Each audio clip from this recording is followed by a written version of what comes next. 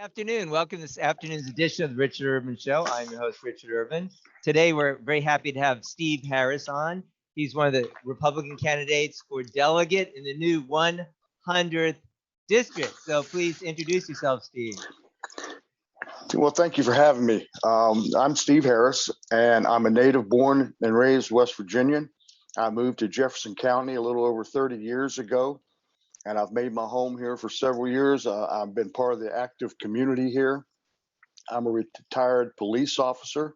Currently, I serve on the Jefferson County Emergency Services Agency, and I'm the current treasurer. I'm running for the House of Delegates 100th because I'm tired of my voice and the people's voices not being heard. If I'm lucky enough to be the person elected, I plan to make sure that the people's voice gets heard again in Charleston, something that I don't feel that our country is allowing us to do anymore. We have had several issues come up here locally in the 100th that I plan to take directly to Charleston.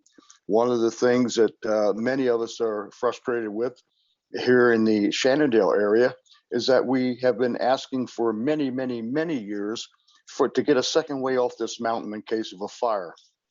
That is something that has never made it to Charleston. My very first bill, if I'm the person that is elected, will actually be the Shenandoah Safety Act, and that would be the first bill that I introduce. Okay. All right. Yeah. I noticed that. Yeah, in your literature, and we've talked about it before about Yes. another exit for Shenandoah. Well, while we're on that topic, could you elaborate a little more? Like how might it look? Well, there are several locations here within Shenandoah that we could try to punch the road through. There are some existing roads just right on the other side of the mountain that would be very easy to hook into. We have two or three other candidates that are running. A couple of the folks that are interested in the school board, a couple of folks that are interested in the county commission have come up, and we've gone over several areas in the mountain looking for places that we could actually take the road through. Not only would we want to have a second way off of this mountain, but we need to have something called what we call an emergency notification system that allows people to be notified in the middle of the night. We have a lot of people here on this mountain that work in DC, Virginia, Maryland, that this is a bedroom community to a lot of folks. A lot of those folks, if something happens here, they have no idea that this mountain is on fire and that the fire is heading toward their residence. So not only would we have a second way off of this mountain, but we would also have an emergency notification system that wakes these people up in the middle of the night and gives them a chance to get out of here. On top of that, we'd have marked evacuation routes. So that will all be included in my very first bill in Charleston. So, but isn't that like a more complicated process of getting like funding, and how could a bill address that? I guess what I'm saying is, like, have you researched the procedure for how roads are actually funded and built? Well, I've not only researched the road aspect of it, that actually seems to be the least a bit of the problem. There's not that far to go. There are existing roads right now that would take us over to the other side of the mountain into the West Virginia section, which is runs right out off into Virginia on Route 7. Our school buses currently, instead of being able to come across the mountain here to take kids over to the part of West Virginia that sits over there off of Route 7, they have to go all the way down 340, get on Route 7 in Virginia, and bring the children back into through Virginia back into West Virginia again. So that would this road, in essence, if we hooked into the existing road that is already there, we would be able to hook that together. And the school Which buses road would is be that covered. you're talking about?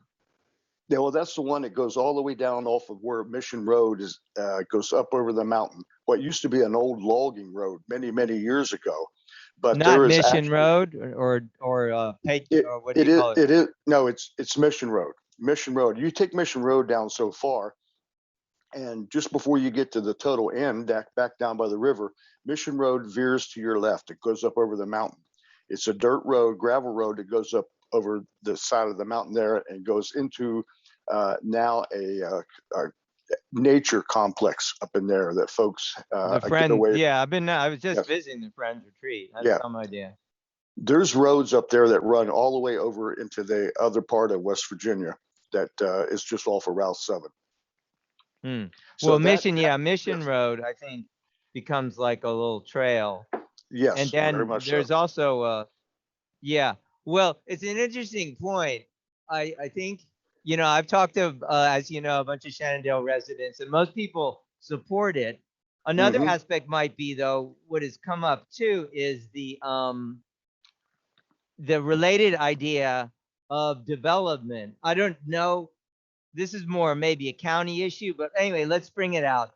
So one thing I've noticed in Shenandoah, first of all, when development happens, some people have argued that that would bring in more development, which isn't necessarily bad, but that like the typical mode of building a home in Shenandoah is the lot is clear cut, like nothing. Yeah, One yeah, tree's left, no trees. It's like, yeah. what the heck? Apparently, I mean, obviously, I guess that's not against any ordinance. I'm not suggesting maybe a B or not B, but it seems rather tasteless to say the least. So anyway, what I'm saying is, here's the question. Is there concern if it were connected to Route 7 that they'll bring in kind of unbridled development? And also that's like what you're talking about is going through the Friends retreat property. So how would you deal Well, with those things? well, certainly that would have to be a limited access. It would not be, and I never have, or anybody that supports this has wanted to create a road that is used by the general public all day long. This road would be an emergency road, one. The first and primary reason. The second reason would be that school buses would be able to use it. Other than that, no other traffic. It would be very easy to design a gate system that the school buses would have access to open that gate and close that gate. And anybody that would be part of what we would consider the emergency group up here would also have access to open that gate and close that gate in time of an emergency. That would be it. It's not going to be a second road up here on the mountain for people to travel back and forth to Virginia or anywhere else that they want to go. So the possibility of them, or the want of those folks wanting to build houses up along that stretch of the wood line there, I think is pretty slim. I see. But not only, and that's certainly something that not only the state money would be used for, but we would have to work with the county in order to get that actually done. And I think with the current county commission that we have in office right now, that it's quite possible that we can get this pushed through. Um, the other part of that I have researched is the emergency notification system. It costs a little bit of money, but it's primarily a software issue, which would be controlled out of the Jefferson County 911 Communication Center. This company would come in, put in place the software that they would be needed to maintain the emergency notification system. And there's the monies are there. I mean, West Virginia right now is sitting with a whole lot of money just waiting to be used. Right now, we have over $800 million surplus dollars in the state of West Virginia. It's expected to go over $1 billion by the time By the way, we hit the end of why the is fiscal year. that? Where's all the surplus Well, money coming from? apparently that was money that was found that has been there for quite some time, and through some good conservative financial handlings, we've come across that kind of a money. We've built up that kind of a fund.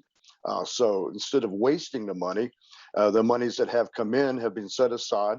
And Riley Moore, the treasurer, has certainly done an incredible job in finding these funds that were there and bringing them back for the state to use. Interesting. Okay, one other before we move on to other topics. what about getting a road across the river south there somewhere? Is that a possibility or not? Or that's out? Well, that would be number one. Everybody, I think everybody's primary choice. That would be the best thing to happen. However, the construction of a bridge is very costly and would end up costing several times more than what the current plan would be to put a road over that mountain. We're talking the little bridge that sits down there, just on the other side of Shenandoah River. That bridge right there cost several $1,000,000, and it was such a tiny little thing, and really has, to be honest with you, made no improvements whatsoever to Yeah, I know what the you're talking. that Talk that about road. So use of money. if you could imagine what the cost would be to go across the Shenandoah River as wide as it is, and as high as you'd have to take it up, or at the angle you'd have to take it up to be safe during a flood situation, would be astronomical. So let me ask Certain, one more question then. Yeah, okay. The bridge idea was more like would be almost within existing Shannondale and wouldn't really probably encroach into the Friends Retreat, etc. So would that be it seems like if logically that would be a regular road. Wouldn't it be hard to justify building a bridge that's never open? Probably. It would be much more difficult than just building a road over the mountain. The justification for that spend multi-million dollars, to build a bridge that's only going to be used in time of an emergency, and would have no other safety use, such as, I mean, if you stop and look at the difference, that bridge would do only one thing. That would be opened up in time of an emergency. That would be it. So Where you're if you determined that whatever it is, or it is in your mind determined, should only be even that bridge thing for emergencies, not for regular traffic. Exactly. We don't want. I don't think anybody up here on the mountain wants, this being a throughway for people just coming through from to get Okay, I hear cut what you're saying. across and come up into the mountain to go to the other side off of Route 9 into Virginia, and none of us want that. So Okay. your bridge would just be an exit in time of emergency. Where if we have the road that went over the mountain, we could utilize that for school buses. That would mean that our kids from here in the Shenandoah area in West Virginia and on the other side, and that hooks into Virginia, would not be on the road and subjected Yeah. to dangers of traffic accidents. Well, I wanted to move to one other thing. So when you say over the mountain, the area that you're talking about up there, I think it's called Raven Rocks. That Yes, kind it of is. connects naturally by whereas now there's a power line cut up that way. I Hmm. mean, I kind of get that. And then there is an existing West Virginia road that goes now obviously into Virginia. Yes. But the other route you're talking about, Mission Road, that goes over into that I forget the name of the subdivision there, where there's an old golf course in that area, and then that Hmm. connects basically over there. So those are really two different routes. So Yes. I'm a little confused by the term over the mountain, because when I think of going down Mission to that subdivision that's adjacent to the river, you're not really going over the mountain per se. It's more like down the mountain. Whereas if you're going up to Raven Rocks, you're kind of going up. Or am I confused about something?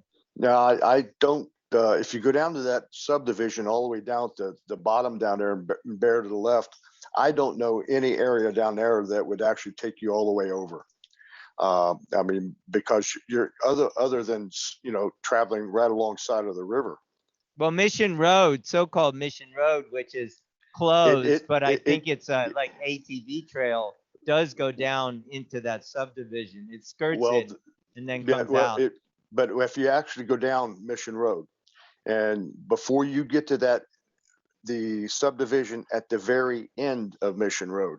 Mission Road is the left turn where you turn to go up toward the nature Friends preserve there. Retreat, right? Yeah, That is actually Mission Road. Mission Road doesn't continue on. Mission Road goes to the left up over the mountain there. right. Okay. Well, I think we'll leave that aside, but that's Okay. a good discussion of it and what you're thinking. So when you think more statewide, what do you think, the biggest issue is? I mean, I know we're talking about this, this is for Virginia, but, more on the state, I mean, our district 100, but more on the statewide level, what do you think the biggest issue or issues are? Well, the people here elect me to represent them. And even though you're at a state position, I think a delegate's job is to listen to the people that elect them. You get elected to represent a specific district, and that would be the District 100. Those people elect me to listen to them, and I work for them. They don't work for me. It seemed like in the past, people get elected and they tell everybody here, this is what's going to happen. The first thing that as a delegate you need to do is listen to the people. You have to know what they want and what they don't want. I've got an opponent who wants to bring city water and sewage here.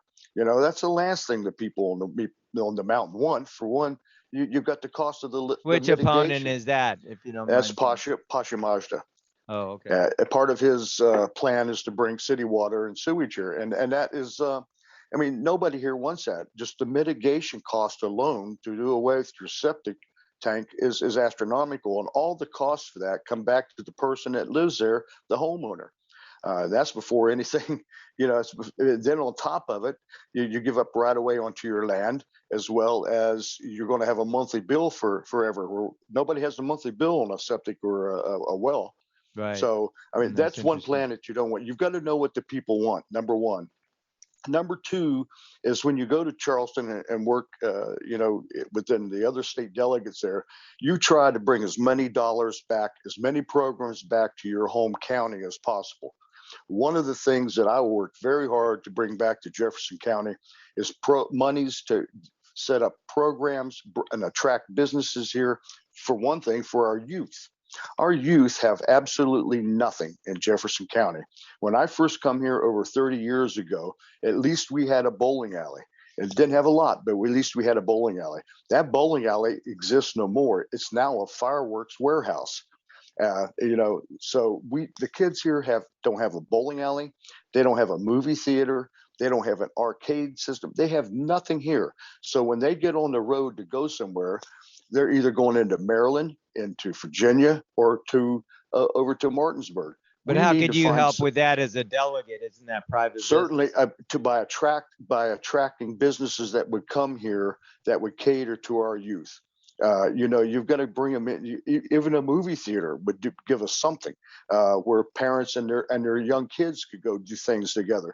When my wife and I first moved here with our kids, we used to go to the bowling alley.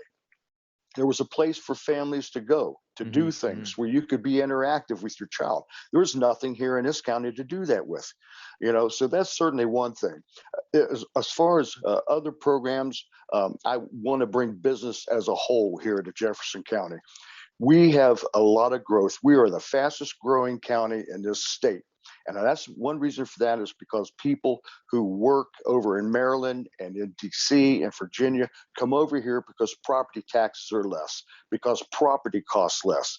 So they live over here, they work over on the other side. If we could attract business here, it would help with the tax base. This county is growing so fast that our tax base is all on the residents, the homeowners. We cannot continue to give the services to the people if we don't attract business in here to bring business taxation into Jefferson County.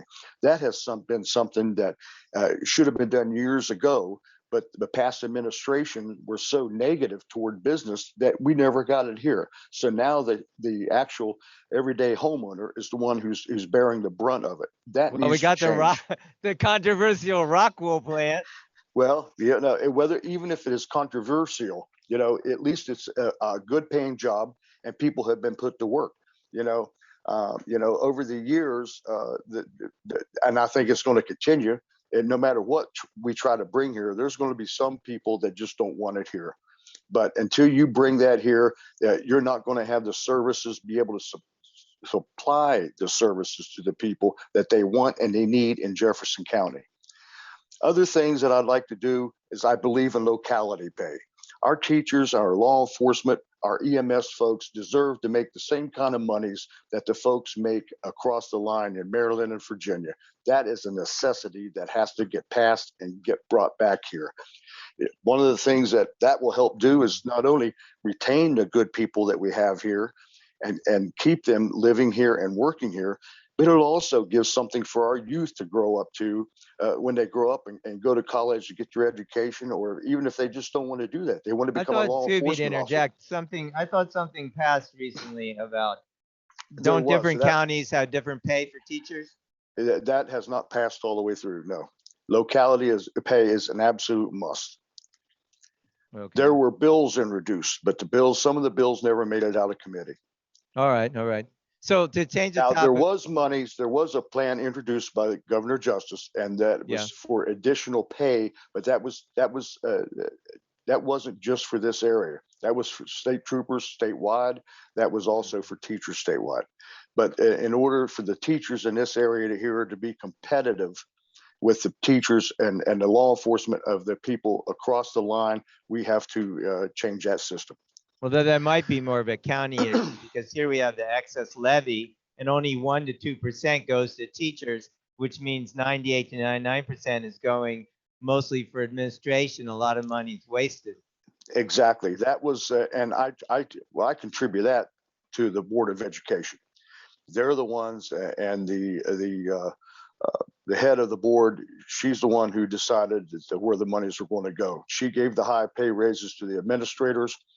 That's why we need to get a Board of Education intact that won't allow that to happen. Right. Oh, yeah. Hopefully, do vote May 10th. Okay. So I want to ask you about. So we had in 2021, the House voted overwhelmingly to reel in Governor Justice's emergency powers. That was failed in the Senate when the in my opinion, wrongly named delegate Trump from Martinsburg basically killed it. So anyway, I didn't hear much action, if any, on that in the 2022 legislative session. However, do you think the governor's emergency powers should be reeled in so we don't have these endless mandates, or do you think that's not an issue, or what's your opinion on that? Well, I don't believe in mandates, period. I don't believe that we need to have the mandates out there. I think that the people here should have freedom to pick what they want to pick when it comes to whether you get for instance, the vaccine. If you want the vaccine, that's your right to get it. If you don't want the vaccine, I don't think you should be mandated to have to get it. I don't believe in forcing the government forcing their views or their ways on anybody. In fact, I received the endorsement by the West Virginia Health Freedom Act and the PAC, and so I'm quite proud of that. And basically, that means that you get to pick what kind of treatment you want, and that means that you don't have to be subjected to any kind of shots or anything like that if you don't want to. Right. Okay. Well, corollary question, as you know, I believe in West Virginia, we used to be one of only 2, and now about 4 states who don't let children attend public or private school unless they get all, like, I think it's 26 doses of the 13 or some vaccines. Mm-hmm. So, and of course, that came to light more with all the COVID stuff, although that's not yet mandated, but could be for children. So the question is, would you support rolling back the vaccine mandates in West Virginia? I'm not just talking about COVID mandates. I'm talking about the existing mandates that have been in place for decades, more than 3 decades plus, that say you may not attend public school, no religious exemptions, no conscientious exemptions, and medical exemptions very hard to get. Would you roll that back as a delegate? I don't know. To be honest with you, I don't know. I believe that I remember when I was very young and going to school, the major problem we had back then was polio. And polio, I remember growing up with kids that got polio and what it did. Well, we had a president, Franklin Roosevelt had polio. So, I think that there was a lot of good that was done out of a lot of these vaccines. I think that it certainly um, got rid of a lot of dangerous diseases and ailments that some of our kids were getting, that a lot of our population was suffering. So I think that is something that has been intact for a number of years. One of the things that you've got to look at when you're comparing those vaccines to the vaccines of COVID or other things is that the period of time that these things were initiated and have been out there and been used, there's a big difference in the fact, the two of them. These polio vaccines and a lot of the other vaccines, smallpox and several other diseases have pretty much been done away with because of vaccines. Well, that's arguable, but I don't think this is the show to discuss that. I will send you our fact sheet, but Yeah, after the show. But okay, so anyway, you're not sure you would vote to get rid of the those at this vaccine time, mandates. I don't know if I'd roll that back or not, but I'm talking Okay, about all right. presently going forward. Fair enough. We have your position on that. What about another thing that I was, that was more in mind of, well, it's in my mind now, so let me just state it clearly. Election integrity. So I didn't see really much movement that I noticed in the last session or even two sessions about election integrity. I know we have a voter ID law, that's good, but I feel that we've initiated this, what I call, or many people call, black box voting. It's increased voting times. Now, if you go to Blue Ridge Elementary, you have to wait 45 minutes. Why? Because there are more people Yeah. voting? No, because they only have 3 black box, what I call black box, i.e., I forget the name of the company, not Dominion, the other company, voting machines. Whereas in 2016, we had 8 stations, we had a couple machines, and you could vote by paper ballot. And Mm-hmm. a lot of people feel, including myself, that's much more traceable if there is an audit versus some electronic box that prints out some paper that I have been guilty myself of not even looking at. So would you continue this electronic voting system? And also, or do you think there should be more accountability? And what about the mail-in ballots? Would you keep that pretty restricted or open that up more, or what? Well, I believe in the mail-in ballot system simply because folks that live here and are working out of state and can't get home to vote, or are folks that serve in the military. That's the only way that they're able to actually submit their vote and still have their Well, voice heard military is a in given. government. Obviously, no one's against the military But thing. but it's the same thing as for many folks that work with the federal government or other jobs that take them out of the area. For instance, I have a cousin that lives in the Clarksburg area, and he works a lot. Back when the pipeline was still something that was going through, he was out working on the pipeline and out of the area for quite some time. He didn't have the time to come back home to vote, but by him being able to do a mail-in vote, he was able to. Mm-hmm.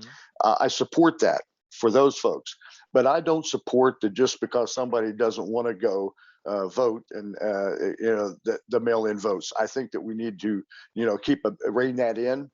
This last election in 2000 was a joke. As far as I'm concerned, you had paper ballots coming in a week later and being counted. That's just ridiculous. So I think that you need to rein that in and have more accountability on that. I absolutely believe in the voter ID. You've got to have an ID. If you want to vote, you better have an ID that says you live here and that you're a citizen of this country. I do not believe in people that are non-citizens. I don't believe in them being able to vote. As far as this current machines that we have that people vote on, I don't particularly have a problem with them. I don't see that there's a major issue, but that's certainly something that could be looked at. And if the people as a whole felt better with the paper ballots, although paper ballots take much longer, and I believe that there's the ability for human error is more so with those than the system we have now. But if Well, I that's what think the they're people, both cases, they feed them into a machine. Unless it's a very small district, they hand count them. And I noticed in the West Virginia code that there's a very detailed procedure for hand counting the ballots in small districts that don't use machines. But the Mhm. funny thing to me was, otherwise they stick them in some machine and people mostly trust that that's right. But if you're counting by hand, you got a very detailed procedure. But anyway, go ahead. But that would be my stand on it. So I mean, if it's something that the people statewide would like to see changed, then that's something that I would support. To Okay. me, it's quite simply, I'm there to work for the people. I'm not there I to wanted tell the to, people what yeah, to do. okay, review just one more time. If you said, forgive me. So for the thing about the governor's emergency powers, would you vote, should the bill come up again, like the House bill that came up in 2021, would you vote to make for instance, a time limit and limits on the governor's emergency powers? Absolutely, Okay. yes. All right. That's clear enough. Yeah. So one thing I wanted to ask about, it's close to my heart, and it is related to like statewide policy. As you know, my wife, I founded a nonprofit dealing with youth education, specifically around, sexual absence before marriage for youth who are of school age. So do you think that kind of idea is a good idea for youth, like to abstain before marriage, and that, education that's offered in schools should like emphasize that? Well, I think it's a good thing. Yes, there's nothing wrong with that, and I think ideally anybody who comes from a faith-based lifestyle believe in that. Um, I currently when I went to school, we basically didn't have much of along the lines of sex education other than biology class. Right. That was about as close as it came to it. We had health classes, and they just touched on the this is a boy and this is a girl issue. But pretty But much now all districts are giving some kind of like HIV/AIDS prevention / health education, whatever. I don't have a problem with them teaching, prevention. Um, but I do have a problem with them telling kids the current way it is now with, you have a boy, then you have a girl, and then you have people who look like a boy but are really a girl. I have a problem with schools being Right. involved in that kind of education. I think schools there to teach you to read, write, and basic develop the basic skills that you need knowledge wise to grow into a functional adult.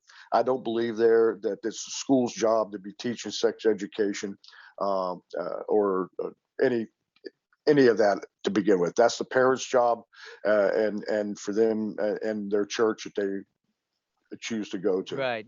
But since schools do teach, some kind of HIV/AIDS prevention, virtually all schools, then, but pretty much even in the 90s under Bill Clinton, any federal programs that were funded, for different nonprofits that dealt with absence, uh, yeah, they had to teach, if they were the federally funded, so-called absence center programs, that school-age children shouldn't, be having sexual relations, which was considered common sense.